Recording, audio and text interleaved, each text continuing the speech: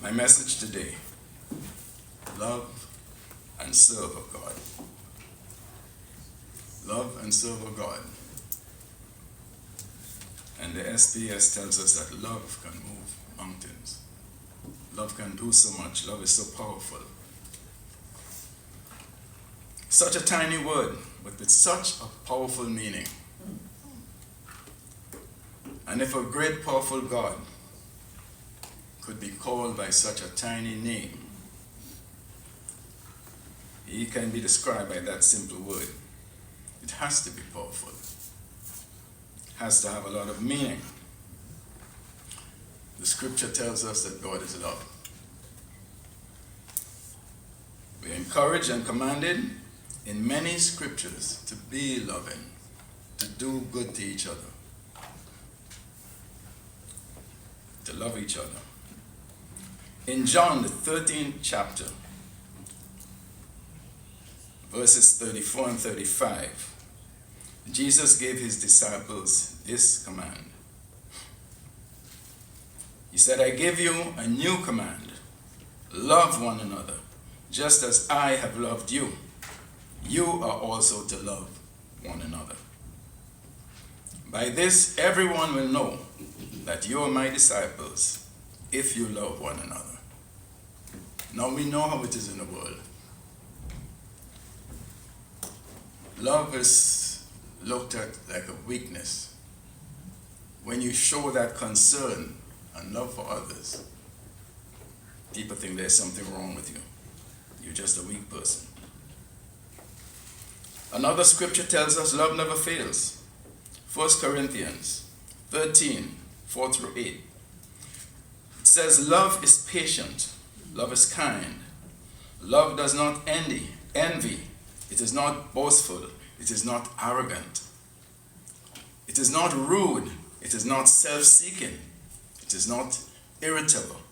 It does not keep a record of wrongs.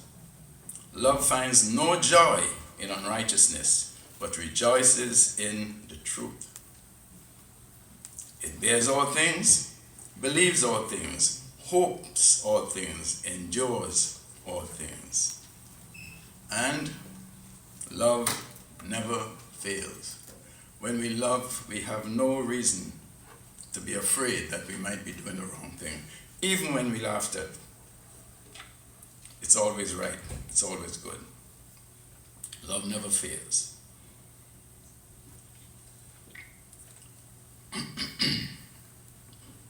And it's the greatest quality one can have. It's the greatest quality one can have, and we know that it's God's name, so we know how great that is. It's to give of yourself, and that's what we do when we love each other. Love can turn failure into success. It can make a fool wise. It can produce outstanding results. Love can even change the minds of kings. Love never fails. In the days of Elisha the prophet, a man called Naaman was the commander of the army of the king of Aram. Very important job. He was a very important man. He did many great feats. He was loved by his king because he was so important to him. Brought him so much success. Very highly regarded by the king of Aram. And he was respected throughout the kingdom. This valiant, great warrior. But he had a skin disease, and this was his failure. That was the failure in his life. But what did I say? Love can turn failure into success. So that's the first point I would bring out. In 2 Kings chapter 5 and verses 1 through 3, it tells us, Naaman, commander of the army for the king of Aram, was a man important to his master, and highly regarded, because through him the Lord had given victory to Aram. The man was a valiant warrior, but he had a skin disease. Aram had gone on raids and brought back from the land of Israel a young girl who served Naaman's wife. Verse 3, she said to her mistress, "If only my master were with the prophet who is in Samaria, he would cure him of his skin disease." Naaman was receiving what? Love. He was receiving love. This young girl of Israel, she had to love her mistress and master very much to have suggested this. She was a slave. She was a slave. And it depends on how a slave is treated. He may not even want to see his master heal. He might just want him to die. Let that disease kill him. I don't care about him. But she was thinking of their welfare instead of her own. She was a slave under control, but she cared and she loved. And she gave this information to Naaman's wife. She wanted to see them do well. And they themselves may have treated her well that she did that, which means there's a little love on that side as well. They must have treated her well so that she wanted to extend herself now to say, let's try to get my master healed. And this may have produced some of the love she felt for them. Thankful love. Thankful love. They may also even have loved her, because she was a good servant or something, love from both sides. So this is a speculation. We don't know for sure that this is that's the way it was, but we have a lot of reason to believe because of the flow of events, the way things went.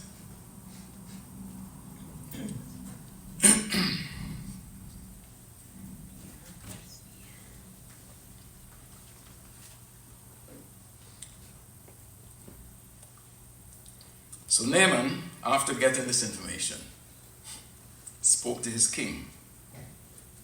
He told him, this slave girl said such to my wife, that this prophet in Samaria can heal me of my skin disease. The king was very glad to hear that himself. So he arranged the whole thing that Naaman should prepare and visit this man of God and see what he could do for him. So the king, he wrote a letter, but he did not send that letter to the prophet, the man of God. He sent it to the king. He sent it to the king of Israel. And this upset the king so much. He started to get afraid of what's happening here. He said he thought the king of Aram was picking a fight with him. And let's pick it up in 2 Kings. 2 Kings, the 5th chapter, and verse 7. 2 Kings 5, verse 7. When the king of Israel read the letter, he tore his clothes and asked, "Am I God, killing and giving life, that this man expects me to cure a man of his skin disease? Recognize that he's only picking a fight with me." When Elisha, the man of God, heard that the king of Israel had torn his clothes, he sent a message to the king. "Why have you torn your clothes? Have him come to me, and he will know there's a prophet in Israel." A prophet who loved God and who knew that God loved him. He couldn't do this on his own, but he knew God loved him and that God would give him that success. He probably knew beforehand, because God did that. He would tell his prophets, somebody's going to visit you, this is going to happen, that's going to happen. Look out for it. So Naaman came with his horses and chariots and stood at the door of Elisha's house. Then Elisha sent him a messenger who said, "Go wash 7 times in the Jordan, and your skin will be restored, and you will be clean." By this act, Elisha showed love.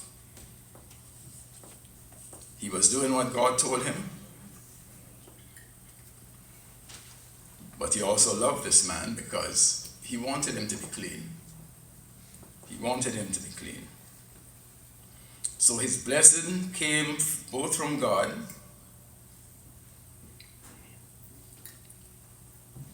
and he had this opportunity to cleanse himself of this illness. But of course, sometimes when we get a blessing, we don't see it right off. Sometimes it seems like an insult even. And this is what it seemed like to Naaman. Me, Naaman, the commander of the army, I come to this man, and what does he do? He sends a servant out to tell me to go wash in this river. So we need to be, rejoice and be happy at the success. But sometimes it happens that way.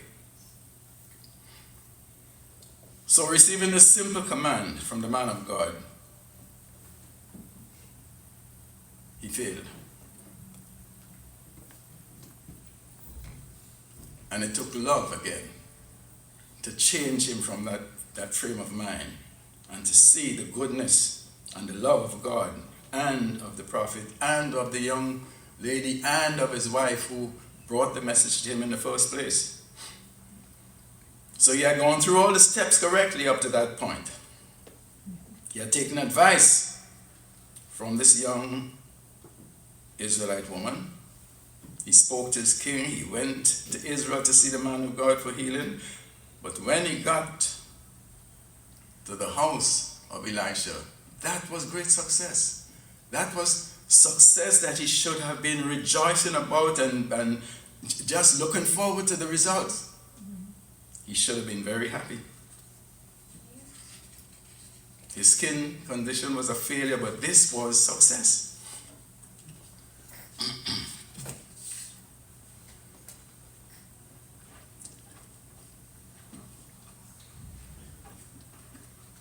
But now he had come to the point where he must prove himself, show his belief and his appreciation for all the love that had been given to him. But pride had set in, and he felt insulted.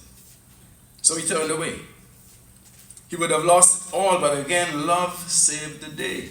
Love saved the day. His servants, who also loved him, begged him to change his mind and give it a try.